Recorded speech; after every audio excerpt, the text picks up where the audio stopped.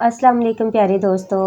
हज़रत इबाद बिन बशर रज़ी अल्लाह तआला अन्हु की ज़िंदगी के हालात व वाक़यात। वादी यसरब के उफ़क़ पर जब हदायत मुहम्मदिया की पहली किरण चमकी, इस वक़्त इबाद बिन बशर रज़ी अल्लाह तआला अन्हु उभरते हुए कड़ियल जवान फरिश्ता सीरत, पाकीज़ा निगाह और पाक दामन गबरू जवान थे, जिसके चेहरे पर पाकीज़गी और पाक दामनी की रौनक और तरोताज़गी दिखाई देती थी।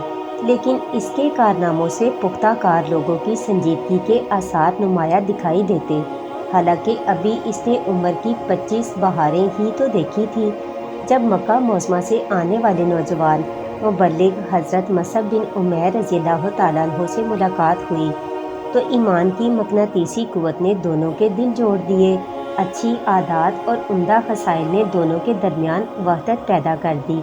हज़रत मसअब बिन उमैर रज़ी अल्लाह तआला अन्हु को जब खुशहामी और तरतील के साथ कुरान पाक पढ़ते हुए सुना तो कलाम इलाही की मोहब्बत दिल में घर कर गई और दिल इसे अंदर जज़ब करने के लिए कुशादा हो गया।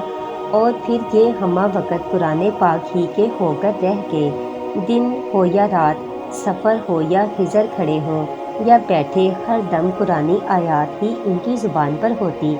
यहाँ तक कि सहाबा इकराम रज़ी अल्लाह तआला अन्हुम में इमाम पेशवा कुरान पाक के रफ़ीक़ व दोस्त के नाम से मशहूर हो गए। एक रात का वाक़या है कि रसूल पाक सल्लल्लाहु अलैहि वसल्लम मस्जिद नबवी से मुल्हिक हज़रत आयशा रज़ी अल्लाह तआला अन्हा के हुजरे में नमाज तहज्जुद अदा कर रहे थे, तो आपने हज़रत इबाद बिन बशर रज़ी अल्लाह तआला अन्हु को दिल अवेज़ और दिल सोज़ आवाज़ में ऐसे ही कुरान पाक पढ़ते सुना जैसा जिब्राईल अलैहिस्सलाम के ज़रिए आपके कल्बे अतहर पर नाजिल हुआ था। आप सल्लल्लाहु अलैहि वसल्लम ने इरशाद फरमाया, आयशा, मुझे इबाद बिन बशर की आवाज़ सुनाई दे रही है।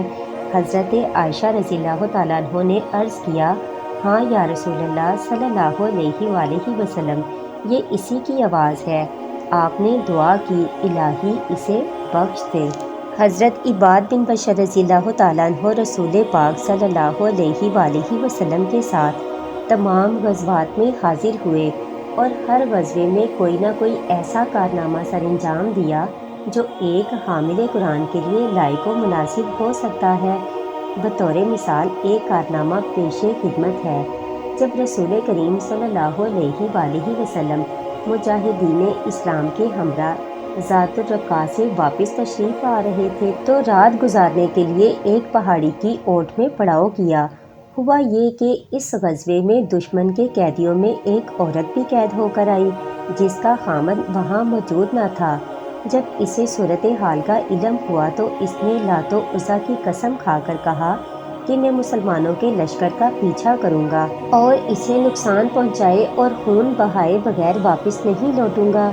जब मुसलमानों ने पहाड़ की ओट में पड़ाव किया तो रसूल पाक सल्लल्लाहु अलैहि वसल्लम ने मुजाहिदीन से पूछा, आज रात पहरा कौन देगा? हज़रत इबाद बिन बशर रज़ी अल्लाह तआला अन्हु और अम्मार बिन यासिर यकदम उठे और बोले, हम या रसूल अल्लाह सल्लल्लाहु अलैहि वसल्लम पहरा देंगे। ये जब मदीना मुनव्वरा हिजरत करके आए थे तो नबी पाक सल्लल्लाहु अलैहि वसल्लम ने इन दोनों को भाई करार दिया था।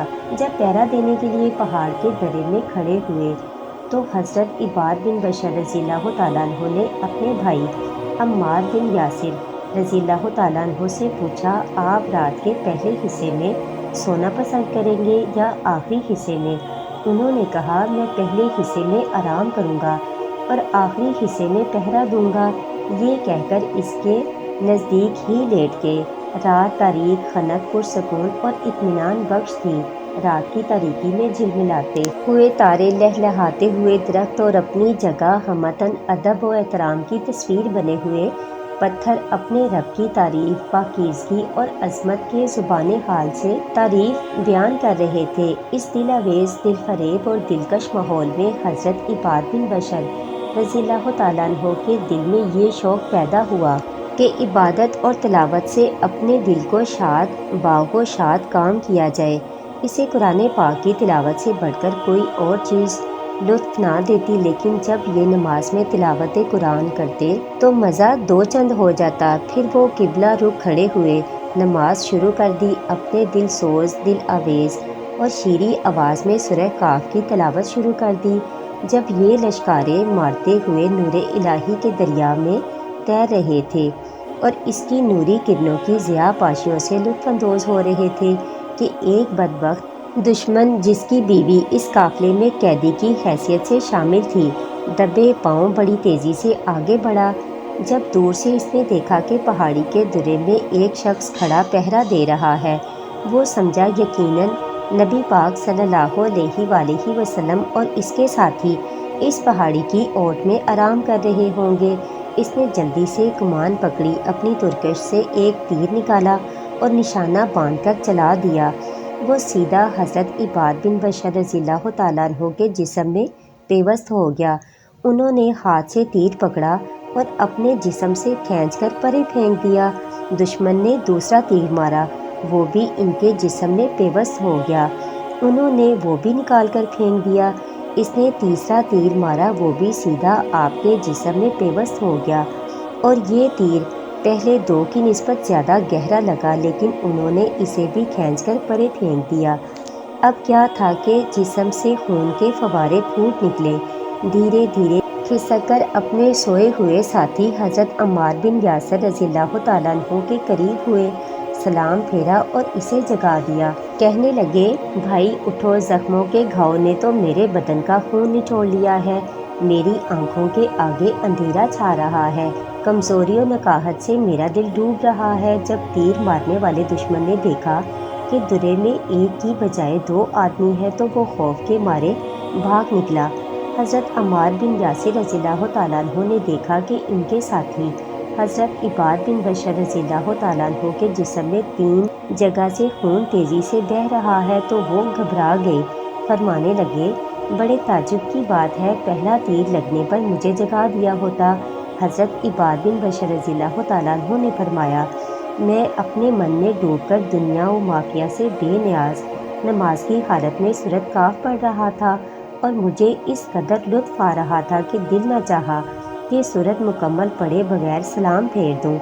اللہ پاک کی قسم، اگر مجھے اس ذمہ داری کی ضیاع و نقصان کا اندیشہ نہ ہوتا جو رسول پاک صلی اللہ علیہ وآلہ وسلم نے مجھ پر عائد کی ہے تو میری جان چلی جاتی اور میں یہ نماز اور تلاوت کا سلسلہ منقطع نہ ہونے دیتا۔ جب حضرت صدیق اکبر رضی اللہ تعالیٰ عنہ کے دور خلافت میں مرتدین کے خلاف مارکہ آرائی ہولناک صورت اختیار کر چکی تھی تو انہوں نے مسلمہ کذاب کے فتنے کو ختم کرنے اور بکھرے ہوئے مرتدین کو پسپا کرنے کے لیے ایک لشکر تیار کیا، جس میں حضرت عباد بن بشر رضی اللہ تعالیٰ عنہ بڑے نمایاں صف اول کے بہادروں میں دکھائی دیتے تھے۔ لشکر اسلام اور مسلمہ کذاب کی فوج جب آپس میں ٹکرائی، گھمسان کارن پڑا، دشمن فوج کی پسپائی کے کوئی آثار دکھائی نہ دیتے تھے۔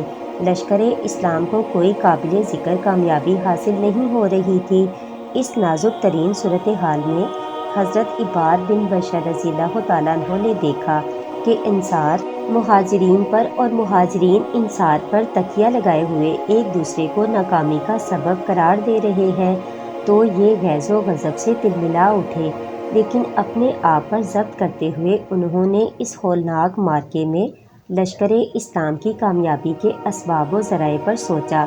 بڑے غور و فکر کے بعد اس نتیجے پر پہنچے کہ اب کامیابی کی ایک ہی صورت ہے کہ مہاجرین اور انصار الگ الگ منصوبہ بندی کریں، پھر ایک ساتھ دشمن کی فوج پر دونوں طرف سے حملہ آور ہوں، تاکہ پتہ چل سکے کمزوری کس طرف سے واقع ہو رہی ہے اور جم کر مقابلہ کون کر رہا ہے۔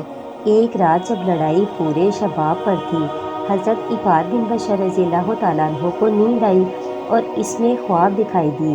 کیا دیکھتے ہیں کہ آسمان کا دروازہ کھلا، میں اندر داخل ہوا تو دروازے کو بند کر دیا گیا۔ صبح ہوئی تو میں نے یہ خواب حضرت ابو سعید رضی اللہ تعالیٰ عنہ کو بیان کیا اور ساتھ ہی خواب کی تعبیر بتاتے ہوئے، اے ابو سعید، اللہ پاک کی قسم، اس خواب میں مجھے شہادت کا اشارہ دیا گیا ہے۔ جب دن چڑھا، لڑائی شروع ہوئی تو حضرت عباد بن بشر رضی اللہ تعالیٰ عنہ ایک ٹیلے پر چڑھ کر با آواز بلند پکار پکار کر کہنے لگے، اے انصار لوگوں سے الگ ہو جاؤ، اپنی تلواروں کی نیامیں توڑ ڈالو، دیکھو تمہاری طرف سے اسلام پہ کوئی آنچ نہ آنے پائے۔ پورے جوش و جذبہ سے بار بار یہ بات دہراتے رہے، یہاں تک کہ آپ کے پاس 400 افراد جمع ہو گئے، جن میں ثابت بن قیس رضی اللہ تعالیٰ عنہ، برا بن مالک رضی اللہ تعالیٰ عنہ اور رسول پاک صلی اللہ علیہ وآلہ وسلم کا شمشیر برادر ابو دجانہ رضی اللہ تعالیٰ عنہ بھی ان میں تھا۔ حضرت عباد بن بشر رضی اللہ تعالیٰ عنہ ان مجاہدین کی قیادت کرتا ہوا اپنی شمشیر براں سے دشمن کی صفیں چیرتا ہوا ہلاکت و موت سے بزور سینہ اٹکیلیاں کرتا ہوا آگے ہی بڑھتا چلا گیا، یہاں تک کہ مسلمہ کذاب کی فوج کو گلستان موت میں پناہ لینے پر مجبور کر دیا۔ حضرت عباد بن بشر رضی اللہ تعالیٰ عنہ دیوانہ وار لڑتے ہوئے باغ کی دیوار کے پاس زخم کھا کر گرے اور شہید ہو گئے۔ دشمن کی تلواروں، تیروں اور نیزوں کے زخموں سے ان کا بدن چھلنی ہو چکا تھا، چہرے پر اس قدر زخم تھے کہ پہچانا نہ جاتا تھا۔ زخم کے ایک نشان کی بنا پر ان کے لاشیں کی شناخت ہو سکی اور آپ خالق حقیقی سے جا ملے۔